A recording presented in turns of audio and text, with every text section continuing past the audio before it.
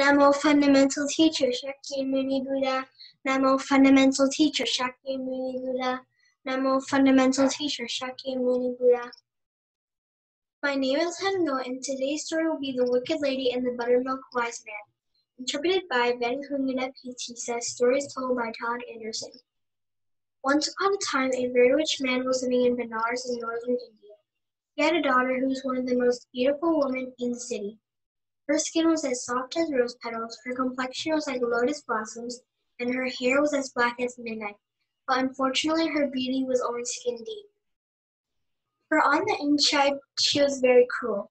She insulted her servants and even enjoyed beating them. She became known as the Wicked Lady. One day, she went down to the river for her bath. While she bathed, her servant girls played and splashed in the water. Suddenly it became dark, and a heavy storm came upon them. Most of the attendants and guards ran away. The servant girls said to each other this would be a perfect time to get rid of the Wicked Lady once and for all. So they deserted her there, still bathing in midstream. The storm became more and more terrible as the sun set. When the servant girls arrived home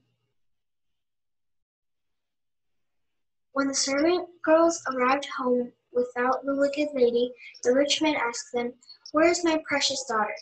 They replied, "We saw her coming out of the river, but since then we haven't seen her. We don't know where she went." The rich man sent out relatives to search for her, but she was nowhere to be found. Meanwhile, the Wicked Lady had been swept downstream by the ferocious flooded river. There just so happened to be a holy man living in the forest next to the river. In this peaceful area, he had been meditating for a long time, until he had come to enjoy the inner happiness of a high mental state. Because of this happiness, he was quite sure he had left the ordinary desires of life behind. At about midnight, the Wicked Lady was carried past the holy man's hut by the raging river. She was crying out and screaming for help. When he had heard her, the holy man realized a woman was in danger. So he took a torch down to the river and saw her being swept along. He dived in and saved her. He comforted her, saying, "Don't worry, I'll look after you." He carried her into his hut and made a fire to dry her off and warm her up. He gave her fruits to eat. When she had eaten her fill, he asked her, "Where do you live? How do you fall in the river?" She told him about the storm and how her servants deserted her. He took pity on her and let her sleep in his hut for the next couple of nights. He himself slept under the stars. When she had recovered her strength, he told her it was time to return home. But she knew that he was the type of holy man who promised to never live with a woman as a husband and wife. That was why he had slept outside while she slept in the hut. Just to prove her own power and superiority over him, she decided to seduce him into breaking his religious promise. She refused to leave until she had tricked him into falling in love with her. The Wicked Lady used the poses and tricks and flatteries that women learn. The holy man was not yet strong enough to resist her tempting ways. After a few days, she succeeded in seducing him into breaking his promise. They began living together in the quiet forest as if they were husband and wife.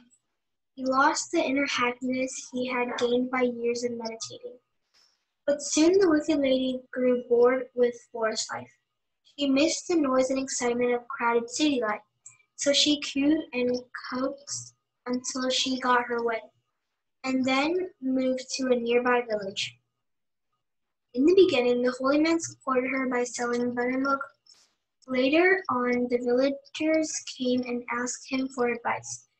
Soon they realized that listening to him brought good fortune, so they started calling him the Buttermilk Wise Man, and gave him his own hut to live in. Then one day a gang of bandits attacked the village. They robbed all of the valuables and kidnapped some of the villagers, including the Wicked Lady. When they got to their forest hideout, they divided up the loot. When they began dividing up the prisoners, the bandit chief was attracted by the wicked lady's great beauty. So he took her for himself as a wife. All the other prisoners were soon released. When they returned to the village, the Buttermilk Wise Man asked what happened to his wife. They told him she had been kept as wife by the bandit chief. He thought, she will never be able to live without me. She will find a way to escape and come back to me.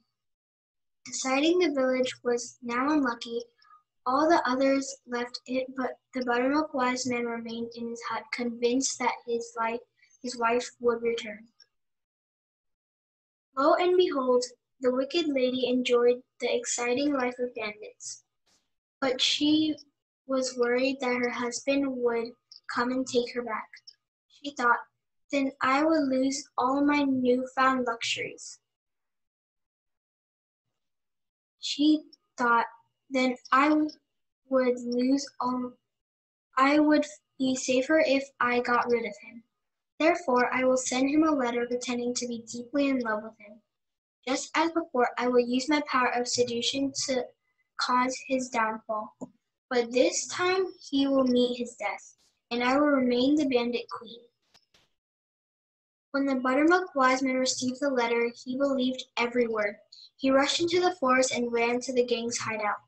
When he called out to her, the wicked lady came and said, "Oh, my lord and master, I'm so happy to see you. I can hardly wait to escape with you, but now is not a good time. The bandit chief could easily follow us and kill us both. So let us wait until nightfall." She took him inside, fed him, and hid him in a closet. When the chief returned in the evening, he was drunk. The wicked lady asked him, "My lord and chief, if you saw my former husband now, what would you do?" "I would beat him up and kick him from one side of the room to the other," he bragged. "Where is he now?" "He is much closer than you think," she said. "In fact, he is right here in this closet." He opened the door and dragged out the Buttermilk Wise Man. He proceeded to beat him up and kick him around the room. Just as he boasted, his poor victim did not cry out. He only muttered, "Ungrateful hater, lying traitor." That was all he said. It seemed he was finally learning a lesson, but so painfully. Eventually, the drunken bandit got tired of beating him. He tied him up, ate dinner, and passed out into drunken sleep.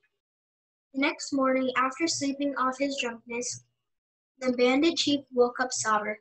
He began beating and kicking his tied-up victim again. Still, the Buttermilk Wise Man did not cry out, but he kept on muttering, "Ungrateful hater, lying traitor." The bandit thought, while I keep punishing this man, why does he keep on saying the same thing over and over? Seeing that his wife was still fast asleep, he asked him what he meant. The Buttermilk Wise Man replied, "Listen, and I will tell you. I was a forest holy man, peacefully enjoying a high mental state of mind. One night I heard this woman crying out, and she was being swept down river in a storm. I saw her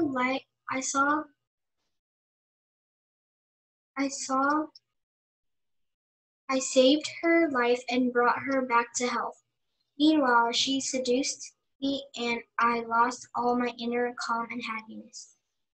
We went to live in a village, and I led a very ordinary life. Then you kidnapped her. She sent me a letter saying she suffered living with you and begged me to rescue her. So you see, she enticed me into this disaster. She put me at your mercy. That is why I say, ungrateful hater, lying traitor." The bandit chief was not stupid.